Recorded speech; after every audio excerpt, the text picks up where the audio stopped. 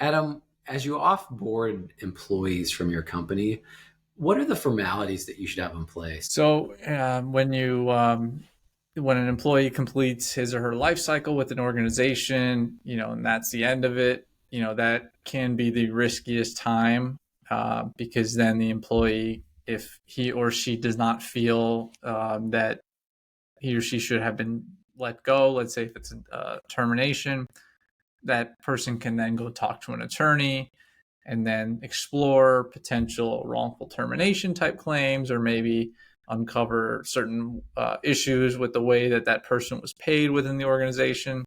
So, on the front end, ideally, you have all your workplace compliance done so that that's a non-issue. Okay. And then, as far as if it's a separation versus, let's say, a resignation, retirement, or layoff, if it's a termination, the goal would be for it to be like the natural flow from preceding warnings and performance management so that the termination is no surprise. You know, you talk to the employee, as we discussed in the write up or in your performance improvement plan, we expected improvement of performance. We did not see that improvement. As such, we're left with no choice but to let you go.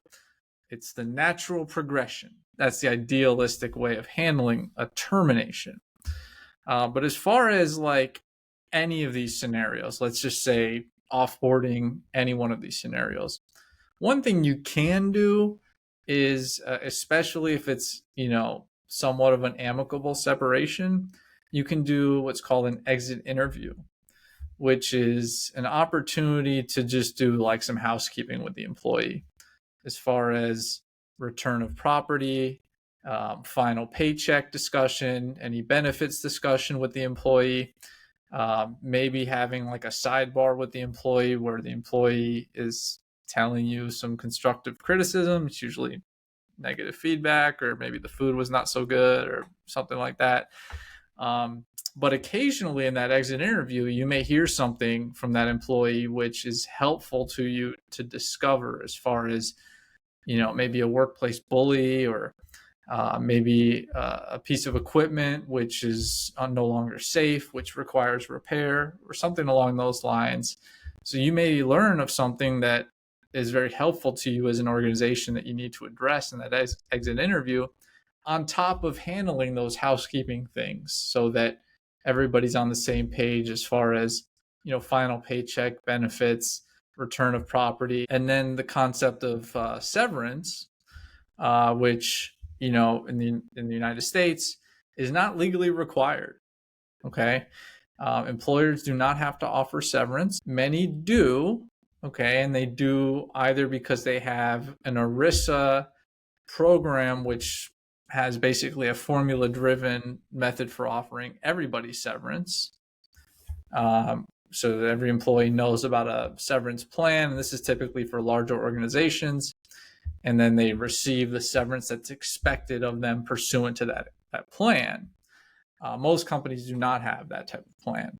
So if we're talking small to mid-sized companies that think to themselves, do we want to offer severance? Well, there are pros and cons to that, just like anything else. And I would encourage business owners to consult with someone like me, just so they understand those pros and cons and they can properly evaluate, is this a situation where we should offer severance? And if you do, you should have a properly prepared agreement in place for the employee so that the employee can review it, take the adequate time to review it potentially with his or her own counsel. And there are certain timelines for that depending on the age of the employee. And then if the employee signs off on that, you would typically get the benefit of a release along with certain other obligations, and you'd have a payment responsibility as the employer. So those are, I would say, the primary formalities. And the next thing to look out for from the employer that I always recommend is to keep an eye out for an unemployment filing, to make sure that it's accurately stated, because a lot of times people say things that suit them in the moment to the unemployment agency.